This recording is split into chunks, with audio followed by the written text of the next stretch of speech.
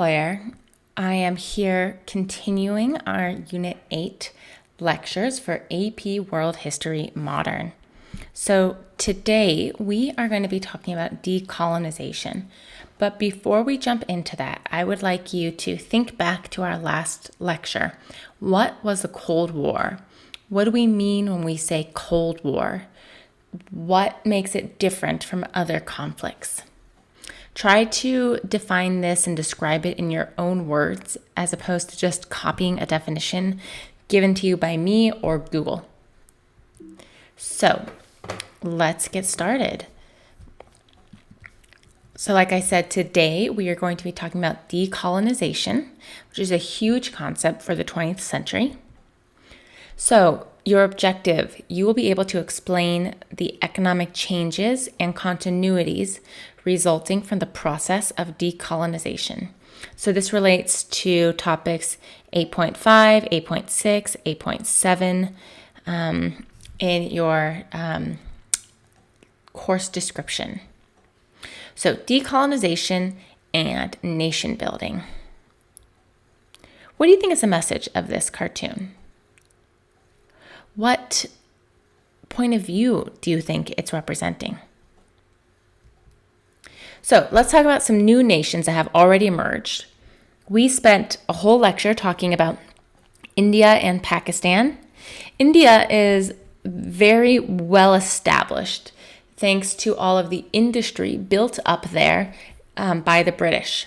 So the British really invested in India's infrastructure and industry, primarily as a way to exploit India's natural resources. But it's not like the British took their railways with them when they left India. So now India can build on the structure begun by the British. India and Pakistan are going to continue to clash over a region called Kashmir, and we still see a lot of internal unrest. India will remain unified. However, Pakistan will split in half, with East Pakistan becoming Bangladesh and West Pakistan just staying Pakistan. Indonesia, which was known as the Dutch East Indies, has a violent struggle for independence from the Dutch, but they do eventually succeed. So that image there on the slide is of Indonesia's first president.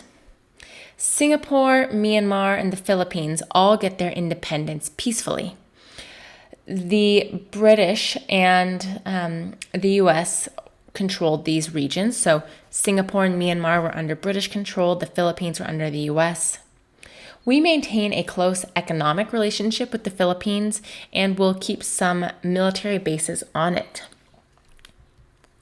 What about in Africa? We haven't really talked about Africa at all yet.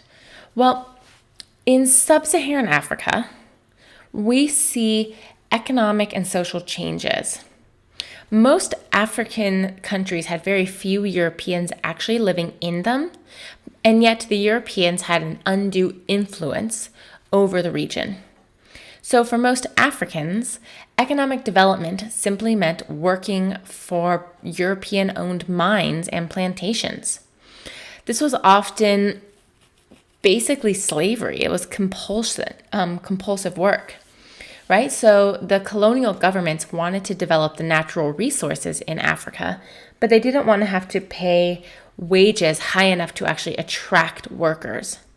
So they would use the police powers to force Africans to work for little or no pay. This meant there would often be few farmers to actually do the planting.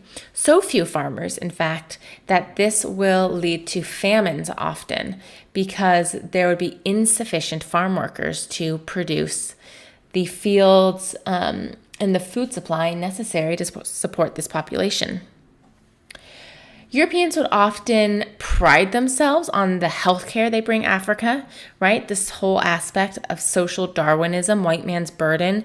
It's not just that they are going in and just taking over and exploiting the land, but they are bringing civilization, right? That's the whole thing, is they believe that they are so much more civilized and developed, and they are helping the Africans by bringing them all of these resources and by dominating them? Well, pros and cons. Pros, they did bring some useful healthcare to Africa. Cons, they made everything basically worse, right? They will bring STDs, tuberculosis, and malaria as migrants and soldiers spread these diseases as they increased internal movement within sub-Saharan Africa. Plus, we see that our African populations are already malnourished and extra vulnerable to diseases because of the lack of nutrition and the trauma they've experienced. So it's going to be in the 1930s that we will see that colonial governments realize that one of the reasons Africans were getting so sick and dying was a result of their economic policies, and change those policies to allow for better food supply and less movement of peoples. We see some religious and political changes in Africa as well. So Christianity is not new to Africa, right? One of the earliest regions to become Christian was Ethiopia. Similarly, Islam has been in Africa since our first Muslim conquests. And yet, we see that Islam really dominated in North Africa, and Christianity will expand in sub-Saharan Africa thanks to European missionaries.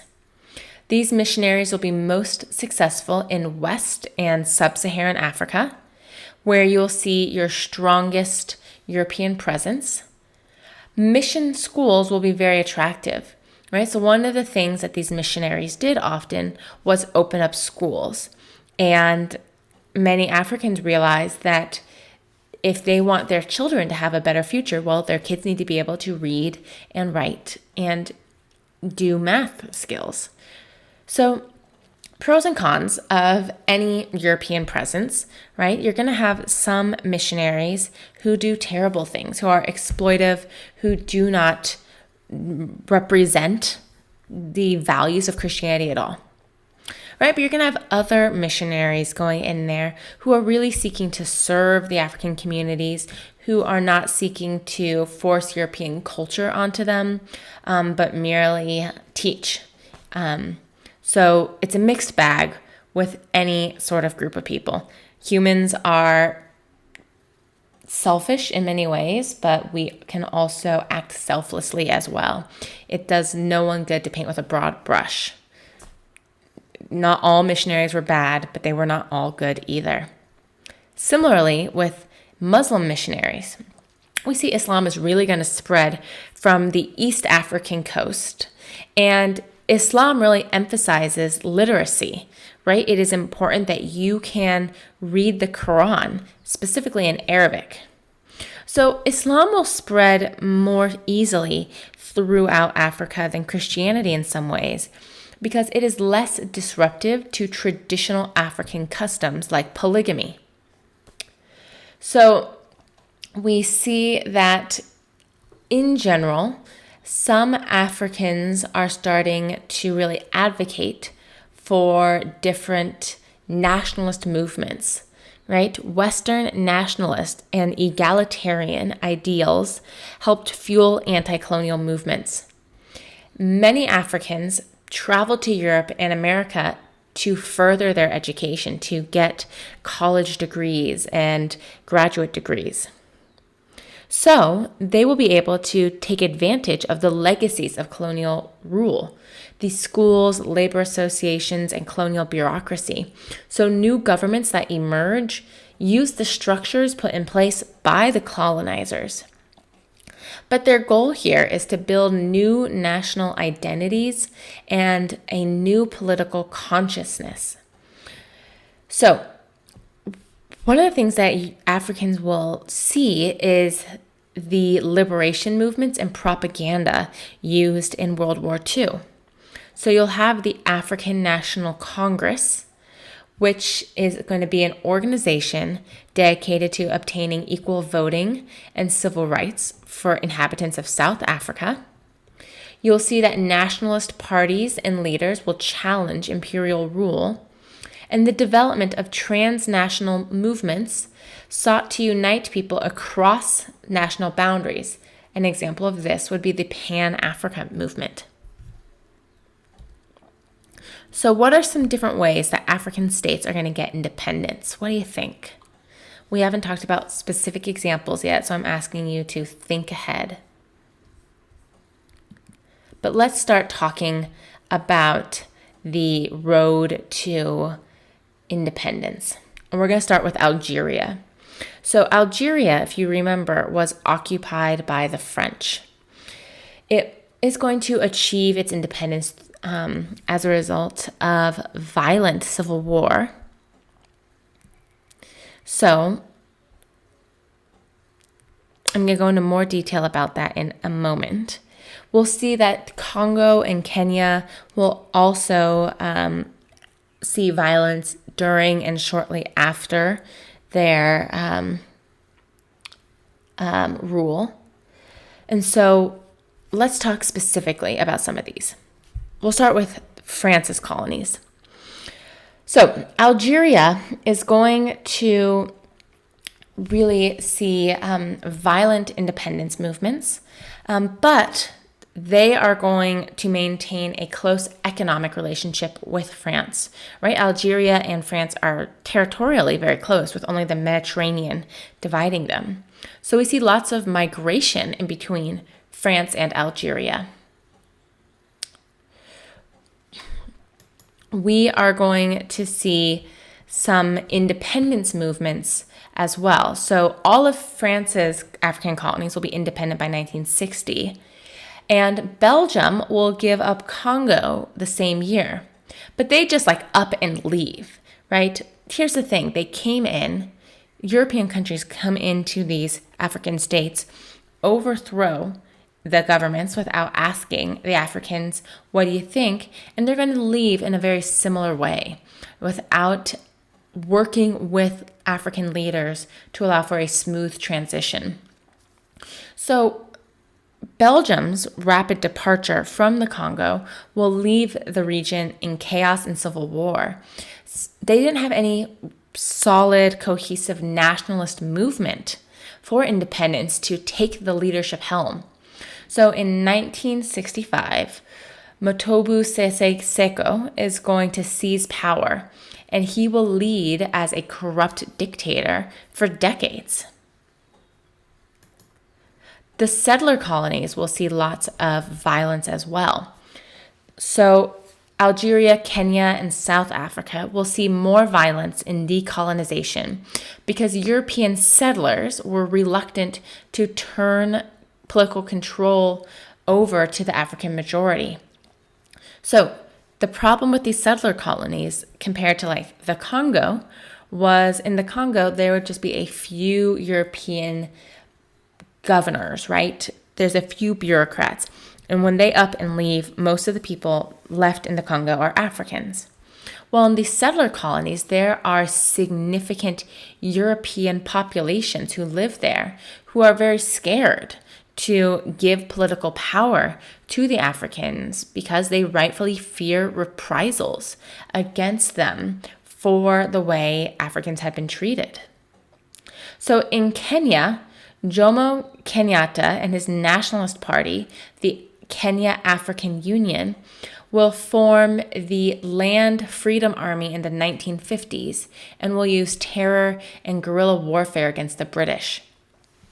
So Kenya will receive its independence in 1963, with Kenyatta serving as the first prime minister.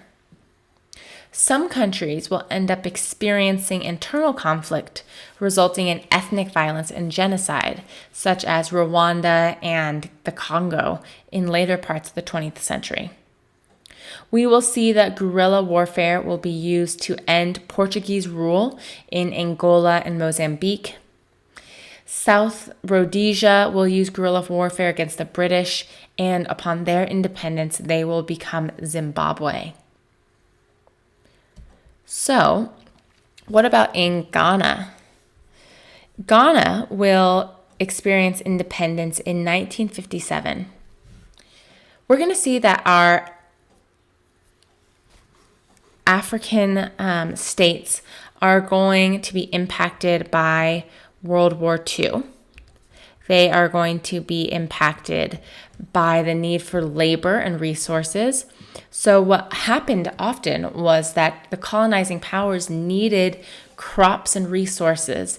And so they are going to just take these from the Africans, increase coerced labor, and this will lead to inflation in the economy. So since African colonies had to supply materials for mid-World War II Europe, some industrialization occurred in Africa. And post-World War II, colonies will really become too expensive for Europe to hang on to. So Kwame Nkrumah is going to lead the decolonization process to establish the state of Ghana. So he chooses the name Ghana to link this new country to the great Ghana Empire historically that we learned about, several units ago, right? So just like we see European states hearkening back to history to claim legitimacy, African states will do the same. So Nkrumah will establish the Convention People's Party, and he's going to organize mass rallies, boycotts, and strikes against the British. So in 1957, Great Britain will recognize Nkrumah as Prime Minister of an independent Ghana. So Ghana is a great example of how some colonies are going to be able to negotiate and pressure independence from their colonial rulers. Ghana is in fact the first African colony to gain independence. So there's this great little video remembering this moment when African independence really started with Ghana. So decolonization in Africa. You can see that the colors represent the different European powers occupying these lands and then the years in which they became independent. So orange is very clear. All of France's colonies became independent in 1960, in the early 1960s. You can see the purple, how much of this territory was occupied by the British. The Portuguese, they'll give up Angola in 1975, same with Mozambique. After World War II, with the fall of Mussolini's Italy, Ethiopia will be granted its independence again. So you'll see that it's going to be predominantly in the 60s that most of our African states will become independent. But South Africa is going to be a really interesting situation. So in South Africa, efforts to end colonialism will meet with resistance from the Boers, right? From the Afrikaners, those white settlers who had been living in South Africa for, frankly, centuries by this point. So whites in South Africa made up a minority of the population, about 1/5. And these whites were split between Afrikaners, right? Those of Dutch descent, of the original Boers, and those of English descent. And frankly, the fact of the matter is, it's not like you could say, go home, right? The Afrikaners had been living in South Africa for centuries. It's like if someone said to me, go home, I'd be like, I don't know where. Like, my family's been living in the United States since it was a British colony. Like, what is home? I've always lived here. So you can't just kick the white people out of South Africa. What do? Well, this is a clear example of how the British are going to work with the Afrikaners, are going to work with the white South Africans to allow for a smooth transition of power, to keep power out of the hands of the Africans themselves. So we are going to see that the Afrikaner National Party will emerge as a major party in an all-white South African legislature. So the British will be like, sure, you want independence? That's fine. Here you go, white people, be independent. In 1948, they're going to establish a policy of apartheid, which is extremely restrictive racial segregation. And it was established to keep the Afrikaners dominant. So in the United States, up through the 1960s and 70s, right, segregation is still common, even if it's not strictly legal. And what we see here is segregation to the extreme, right? It's not an issue of, oh, this is a whites only drinking fountain and this is a black only drinking fountain. It's Africans could not vote. They had to live in separate territories, almost like reservations, except they were called homelands. We are going to see that they are going to be limited to poor jobs, lacking opportunities for education and improvement.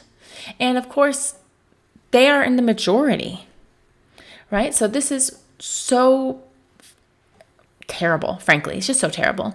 So Africans will be forced to live in homelands. Think like, again, the American reservation system, which are overcrowded, lack economic opportunity, and have no services, infrastructure, clean water. And of course, the whites in South Africa own the best land. They have the best opportunity. So this is a really great video. I really would love for you to watch this. This is what it's called. It's from BBC News. It's 46 years of apartheid in 90 seconds. So it's a very short video, but it really shows just a glimpse of what it was like. So let's look at the homelands. You can see all of the colored sections here on the map are homelands. They are given to different tribes, different ethnic groups. And all of the white territory belonged to the white people, right? So remember, whites in South Africa, those of European descent, only made up about 1/5 of South Africa's population. But look how much of their territory that they control.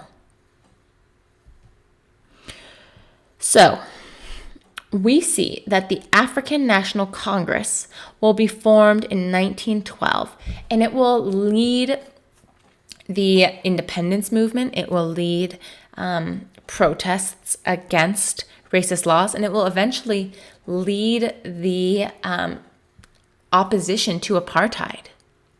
So Nelson Mandela is going to be the guy you should know. You need to know who Nelson Mandela is in general, just to be like a world citizen. So he's a lawyer, and he is a part of this African National Congress. Now, a lot of times we think of Nelson Mandela as this really peaceful man who advocates for peace and racial reconciliation. When he was young, he organized guerrilla resistance after police opened fire on peaceful protesters. He's going to organize bombs and like violence, right? So he's going to be caught, arrested, and sentenced to life in prison in 1964. And it is from prison that he's going to be writing lots of letters. He's going to be this voice advocating for independence, for freedom.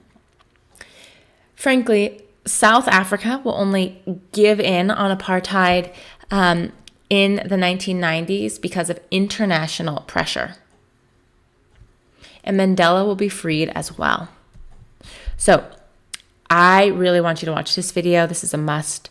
So Trevor Noah is the host of The Daily Show, and he's from South Africa, and he is biracial.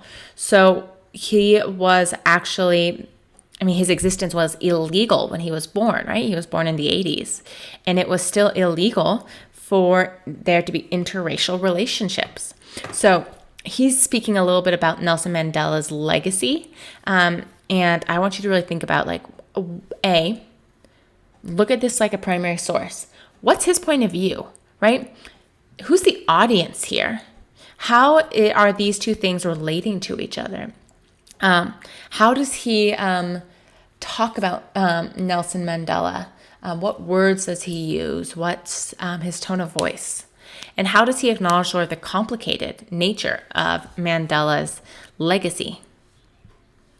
So I would like you to discuss the economic changes and continuities resulting from the process of decolonization, right? Think about what was happening in Africa in terms of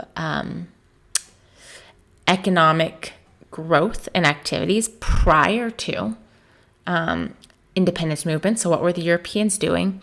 And what's changed? What do you think's changed? All right, sorry about that. We are not actually starting a new day. We are skipping ahead. We're going to talk a little bit, return to Latin America.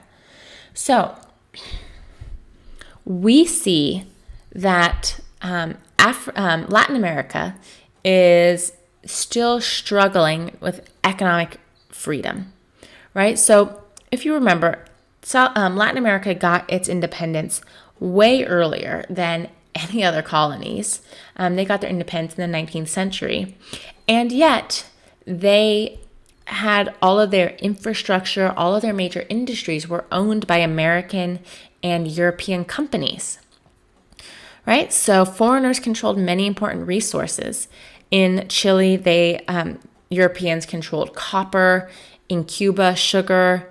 In Colombia, coffee. In Guatemala, bananas, right? The U.S. government literally overthrew the government in Nicaragua and Guatemala because these governments started to actually tax the American companies. And in the 1930s and 40s, many Latin American governments tried to limit foreign influence. Think Juan Perón in Argentina and the Vargas regime in Brazil. So what about Mexico? Well, the PRI, remember that's that political party, will govern until the 1990s. We see in Mexico rapid population growth, uncontrolled migration to urban areas, which will lead to squatter settlements, megacities, and political corruption will undermine efforts to help the poor. Economic power is going to be concentrated at the top, with the minority controlling the majority of the wealth. And eventually the PRI is going to become corrupt and repressive. So in 1994, the Zapatistas are going to emerge as a guerrilla movement, but they'll be put down by the PRI. In 1994, Mexico is going to join NAFTA, the North American Free Trade Agreement, and this makes North American trade more competitive with Europe, but it's going to have some negative impacts on Mexican farmers who are going to be unable to compete with the large American farm industry. So, what is the political and economic situation in Central America and the Caribbean? All right, Guatemala. In 1954, we are going to see a coup. So Guatemala was struggling. They were very illiterate. They had poor health care, high mortality rates, and the land and wealth was unfairly distributed. The economy was completely dependent on exporting bananas and coffee to the United States. So President Jacobo Arbenz is going to use programs that conflicted with American companies in Guatemala. So this Guatemalan president, who is elected by the Guatemalan people, is going to institute programs to help his own people, but that will impact American companies operating in Guatemala negatively. Essentially, higher taxes, limits on environmental exploitation. So the company that's going to be impacted the most is going to be the United Fruit Company. And the one that will impact them the most is going to be Decree 900. It's a Guatemalan Land Reform Act, which redistributed land to peasants, increased cultivation, and moved the Guatemalan economy towards capitalism, right? It was just good all around. Well, unless you were, of course, the United Fruit Company. So the CIA is going to go in and overthrow the government. The U.S. is going to use the CIA to invade Guatemala, overthrow Arbenz, and install a pro-US government.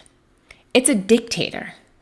They're going to say that Decree 900 is going to just be communism in disguise, right? Oh, wanting to redistribute the land, like this is the Cold War.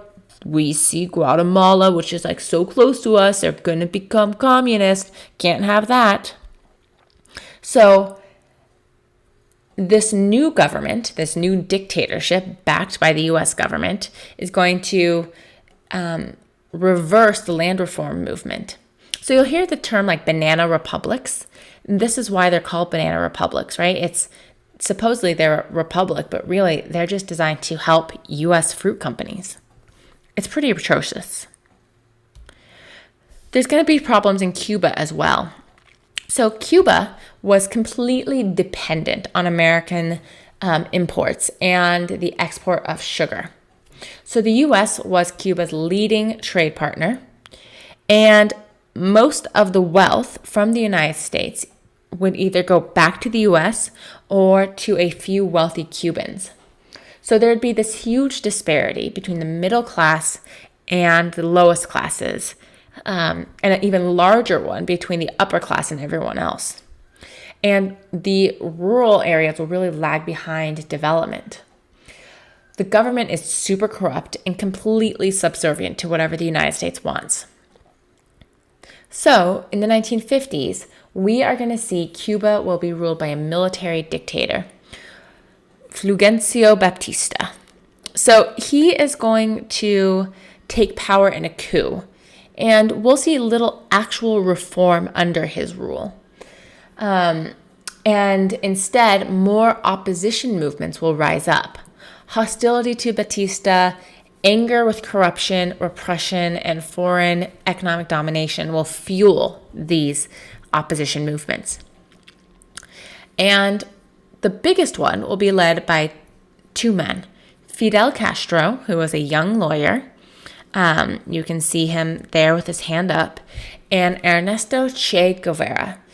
Guevara is actually from Argentina. He's a militant socialist revolutionary. And they are going to connect in Mexico to create a small force to overthrow Batista. So the failure of the international community to provide effective economic assistance to Latin America fueled interest in Guevara's ideas. And we will see tensions between capitalism and socialism will be a dominant theme in 20th century Latin America. So Guevara and Castro are socialists, communists, in fact. And with their 26th of July movement, they will drive Batista from power, and rebels will take control of Havana. So they will get support from students, labor organizations, rural workers. And we will see that the communism that emerges in Cuba is going to be interesting. But before I talk about socialism and communism in Cuba, history versus Che Guevara. This is a great one. I love these history versus someone in some historical figure, because it really looks at the complicated nature of historiography, right? There's always more than one way to look at a historical figure or point of view. Are they all good? Are they all bad? The fact of the matter is they're all in between. So I would like you to watch this video and then think about, which point of view do you align with more? What do you think? What's your call? All right, Fidel Castro. So Castro's going to make Cuba a socialist state, but he's also going to extremely restrict social freedom. So think Stalin, right? Critics will be exiled, use of the secret police. He's going to create collectivized farms. He will confiscate the property of American businessmen. To be fair, a lot of the American businessmen that were down there were in fact mob guys, but it's still not great. And he's going to eliminate all private property. So the U.S. was beginning to dislike Batista because he was so excessive, right? He was so corrupt. But now this Castro guy's no better, right? He's worse. He's a socialist, and he is 30 miles from Florida. So, in 1961, the U.S. and Cuba will cut off all relations with each other. Castro aligns Cuba with the Soviet Union because Cuba really needed support. They needed someone beyond themselves to give them resources and wealth. I mean, Cuba's a small island. So, this is going to really alarm the United States. It's our worst fears come to pass, right? It's Soviet intrusion into the Western Hemisphere. So, we have two crises. In 1961, under President John F. Kennedy, the CIA is going to train up a few Cuban revolutionaries to go in, sneak into Cuba to overthrow the government. It's a complete and utter failure. Like, it's embarrassingly obvious how much of a failure it is. In general, the CIA is going to try and kill Castro a bunch of times, and they fail. And then, of course, you have the Cuban Missile Crisis, when the Soviet Union installed missiles in Cuba to taunt the U.S. as retaliation for the Bay of Pigs. We talked about this already. We came to the edge of nuclear war, and luckily, neither side pulled a trigger. So Cuba is going to become increasingly dependent on the Soviet Union throughout the Cold War. So if you want to really understand Cuba's history, and especially Cuba's situation today, now that Castro's dead, I would encourage you to watch this video from Vox. All right, so big picture, relationship between the U.S. and Latin America. Well, we are going to see that there are going to be, it's going to be so bad. The U.S. is going to really intervene in Latin America all the time in ways to just benefit our own economic and political goals. After World War I, the U.S. is the dominant power in the Western Hemisphere. Private investments by U.S. companies and loans from the government were the chief means of influence. So you had in the 1930s, FDR's good neighbor policy. Essentially, he said, we'll stop intervening. Remember when Woodrow Wilson sent the military into Mexico? Yeah, he's going to say, we'll stop doing that. We don't stop. In 1961, we launched the Alliance for Progress, which is aimed to develop regions and eliminate radical political solutions, aka anything we disagreed with. In the 1970s, we actually give the Panama Canal back to Panama. And after 2000, we are concerned primarily with issues of commerce, immigration, drug trade, and political stability. Right? These armed drug lords and cartels threaten Latin American global stability. So, the fact of the matter is we're going to intervene with the military a bunch of times. We do it to protect investments and to contain communism. So before 1933, we had intervened in Latin America over 30 times. We would often install corrupt dictatorships that were much more friendly to our desires. And this would, of course, win us few allies among many Latin Americans. And you see that today. So, if you zoom in a little bit, you can see how frequently we are intervening.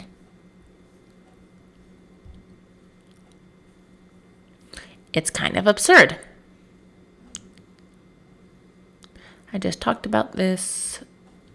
So, we are going to see increased democratization and return to civilian governments in Argentina, Brazil, Peru, Nicaragua, Guatemala, and Panama in the 1970s and 80s. So leftist rebel groups will continue to agitate in some of them. The economies will continue to struggle, and large foreign loans taken out in the 1970s will threaten the stability of Brazil, Peru, and Mexico. Despite these difficulties, it appears that there are going to be economic trends that are positive ultimately over time, as well as democratic trends. So I thought I had more slides here specifically about Argentina and Brazil. All right, let me talk about those really fast before we move on.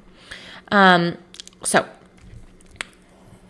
in the 1970s, we see an era of dark political violence.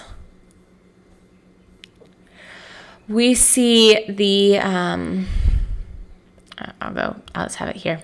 So, an era of dark political violence. So, these are reactions to Castro and socialist revolutions that will lead to military dictatorships. We are going to see that in Brazil, the government is going to say that they can't, the army is going to say that the government can't protect Brazil from communism. So the government will be overthrown by the army, and all constitutional rights will be suspended. So in Brazil, you'll have the use of these death squads, illegal paramilitary organizations sanctioned by the government to detain and torture, execute thousands. So it's a combination of dictatorship, violent repression, and the government promotion of industry that will become known as the Brazilian solution. In Chile, Salvador Allende is going to be elected president in 1970. He's socialist. So in Chile, we'll see that Allende is going to implement socialist reforms. He's going to nationalize industry and mining. And Nixon will try to overthrow his government in any way he can. He will eventually be overthrown in 1973, military coup backed by the United States, led by one General Augusto Pinochet. Thousands will die in an uprising and again will be jailed, tortured, and imprisoned without trial. In Argentina, we have a military dictatorship and what's known as the Dirty War. It's a war waged by the Argentine military between 1976 and 1983 against leftist groups. It was characterized by illegal imprisonment, torture, and executions. Thousands just disappeared. It's interesting. I really recommend you look into it because it's terrifying. All right, finally, in Nicaragua, we see the Sandinistas. The Sandinistas are members of a leftist coalition that overthrew the Nicaraguan dictatorship of Anastasio Somoza in 1979. The Sandinistas are going to attempt to install a socialist economy. They will nationalize the property owned by the elite and U.S. companies, and the U.S. Are going to freak out, right? So we will finance an opposition group called the Contras, and it will lead to a decade of civil war. So the Sandinistas will lose the election in 1990. So in general, right, we will see that in the 80s and 90s, the dictatorships will end. So, what about Latin American culture? Well, Latin America continues to be an amalgamation of cultures and people. The vast majority are Catholic, but the Protestant population is growing. We see something what's known as liberation theology. It's a mix of Catholicism and socialism to create change. In art, we see a return to traditional culture for inspiration and social commentary. Look at Diego Rivera, Frida Kahlo. Writers will gain worldwide recognition, especially those who penned social criticism. We'll see that music and dance will be very influential culturally around the world, including the salsa, samba, rumba, the mambo, the paso doble. So the struggle for social justice, economic security, and political equality still exists. We still see the distribution of land and wealth being hugely unequal. So, what about women and migration? Well, women weren't allowed to vote until 1929 in most Latin American states. Ecuador will be the first to give women suffrage. Feminist movements will push for inclusion into elected offices, and industrial jobs have expanded to include women as well. Shifts in attitudes about women's role in society will develop much more slowly. So Latin American culture is still very patriarchal. What about migration? Well, over 30% of Latin America's population falls under the poverty line, and this contributes to both legal and illegal immigration to the United States. We see people fleeing as political refugees, searching for job opportunities, and we see migration to cities in general being extremely high.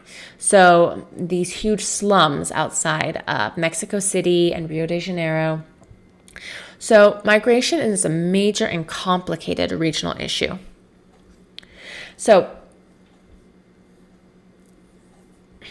I want you to discuss how were the experience of Asia, Africa, and Latin America similar during this period. And then I want you to talk about political changes in terms and how they will lead to territorial, demographic, and nationalist developments in Africa and Latin America. Remember, there are more videos in our YouTube playlist than are posted in the lectures, and if you have questions, please don't hesitate to ask. Thanks for listening.